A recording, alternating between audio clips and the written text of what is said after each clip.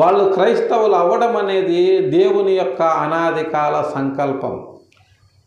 వాళ్ళ పితరులు 7 తరాల క్రితం క్రైస్తవులు కాకపోయినా సరే, వాళ్ళని ఎందుకు దేవుడు పుట్టించాడు అంటే క్రైస్తవులైన వీరి కోసమే వారిని పుట్టించాడని మనము చెప్పుకోవచ్చు. అందరికీ పరలోకపు ఆహ్వానం ఉంది. నరులారా తిరిగి రండి అని మన తండ్రి అయిన దేవుడు పిలుస్తున్నాడు. ఆయన యొద్దకు తిరిగి వెళ్ళాలి అంటే 7 తరాల నుంచి అయినా ఆయన మన కొరకు ఎదురు చూస్తాడు.